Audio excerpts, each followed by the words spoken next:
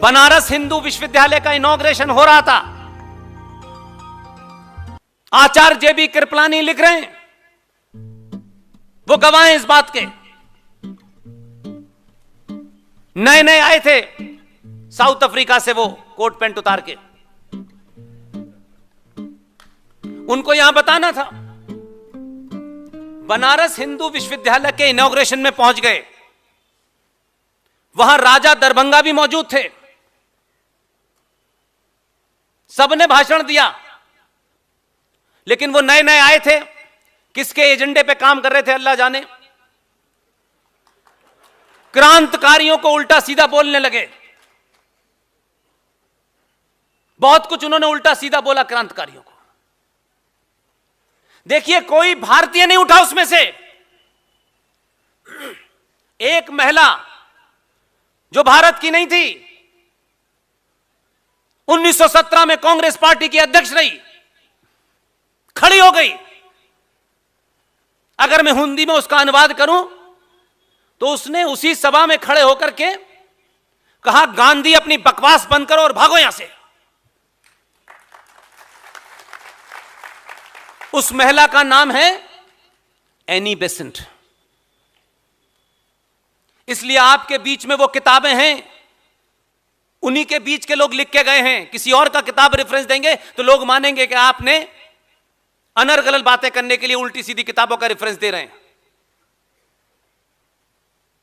कल मैं बैठा था आपके शहर के लोगों के बीच में खाने पे, ये मुझे खाना खिलाना चाहते थे। मेरी प्रॉब्लम है कि खाना मैं खाते ही नहीं।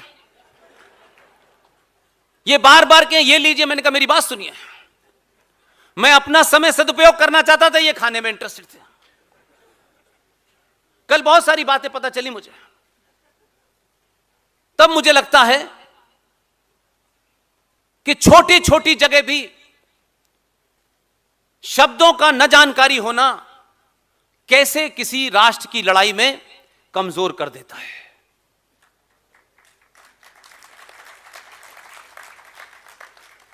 उन्नीस 1921 में टर्की नाम का एक देश है, आजकल आपने उसके बारे में सुना होगा। टर्की का नाम तो सुना है। अभी वहां महान कार्य हुआ है, वो जो आपके यहां है, छोटे भाई का पजामा बड़े भाई का कुर्ता, जो ये बताते हैं आपको कि ये जो ताजमहल है ये हमने बनाया है। वो हैदराबाद वाला कहता है हम इसे अपने साथ ले जाएंगे। कोई कुतुब मीनार क्लेम कर रहा है, कोई लाल किला क्लेम कर रहा है। लेकिन उस रेगिस्तान में ऐसी कोई बिल्डिंग मिली नहीं 5000 साल से। उसी टाइप की हरकत को जस्टिफाई कर रहा हूं मैं। टर्की में अभी अभी क्या हुआ है, एक कई सौ साल पुराना चर्च, उसे कुछ ऐसे ही जिहादियों ने कब्जा कर लिया। चर्च पे से क्रॉस उतारा और मोहम्मद लिख दिया और कहा यह आज से मस्जिद हो गई। अब अगर 50 साल बाद देंगे तो कहते कि हमारा आर्किटेक्चर देखा आपने। ये लुटेरे, इन्होंने भारत में एक टॉयलेट नहीं बनाया। इन लुटेरों ने भारत की तमाम समृद्धि के ऊपर सिर्फ अपना नाम लिखा है और कुछ नहीं किया। इसलिए उन घटनाओं को याद रेफरेंस इसलिए दे रहा हूं मैं। इसी तरीके से टर्की में एक मूवमेंट चला, उस मूवमेंट के माध्यम से कहा गया कि टर्की में अल्लाह की हुकूमत स्थापित होगी और अल्लाह का जो रिप्रेजेंटेटिव होता है, जो नुमाइंदा होता है, उसे खलीफा कहते हैं।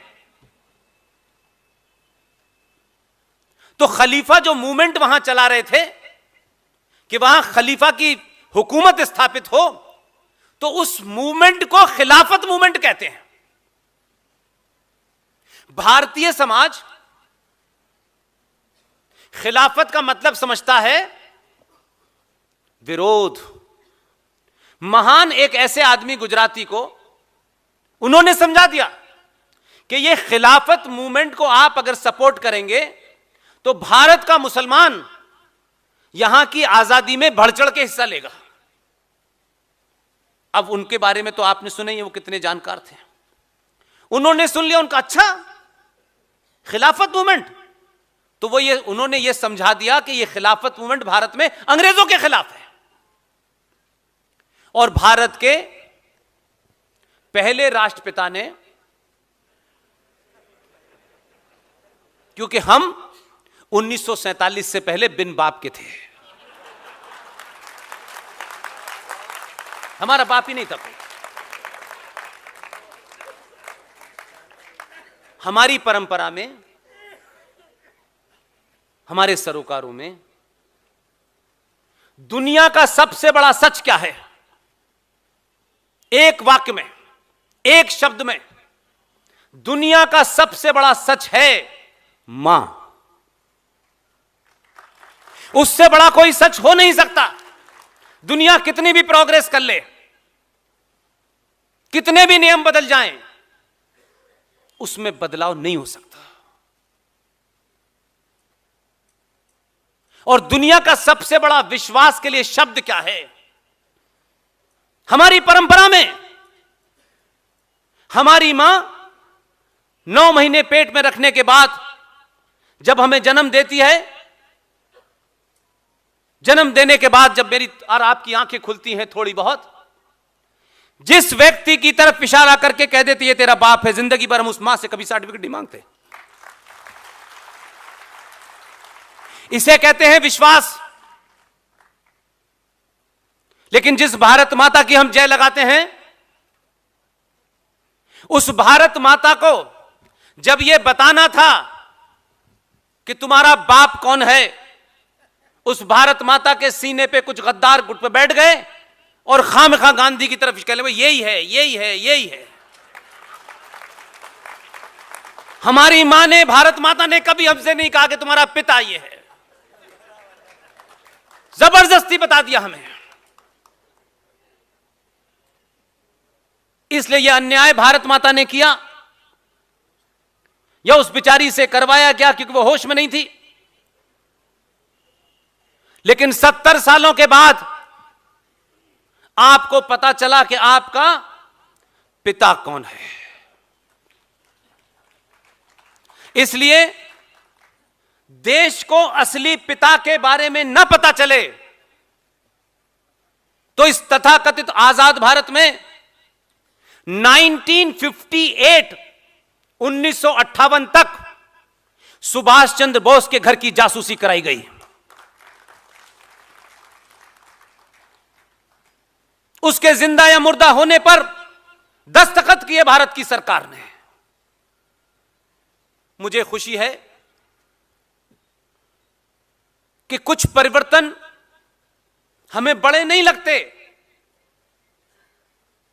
लेकिन वो परिवर्तन हम में से कोई ना भी रहे, हजारों साल तक इस देश के पुरुषार्थ को बढ़ाएंगे। जब यह काम दिल्ली में हो रहा था तो कुछ लोगों को लगा अभी ये गड़े मुर्दे उखाड़ने की जरूरत क्या है। राष्ट्रों के जीवन में इतिहास अगर गलत हो तो राष्ट्र कभी अपने गौरव को प्राप्त नहीं कर पाता है। देश चलते रहते हैं, भारत टूटा, कई बार टूटा, देश टूटते टाटते रहते हैं, ये कोई बड़ी बात नहीं है। अगर प्रधानमंत्री निवास के ऊपर हमारे दोस्त अनुज धर युवा हैं, बेहतरीन इंसान हैं, अगर उन्होंने अपने जीवन के 10-15 साल न लगाए होते कि सुभाष चंद्र के बारे में इंग्लैंड में, जर्मनी में, फ्रांस में, जापान में कहां कहां वो डॉक्यूमेंट हैं, उन सब को उन्होंने निकाला, इकट्ठा किया। आपके आदमी की खूबसूरती यह है कि वो पद देख के बात नहीं करता है। लंबी बातचीत की, अनुज धर साहब ये समझाने में कामयाब हो गए कि ये जो भी कुछ है सब फ्रॉड है। ये सारे डॉक्यूमेंट हैं। उन्होंने सुना, भूल गए, बात खत्म हो गई।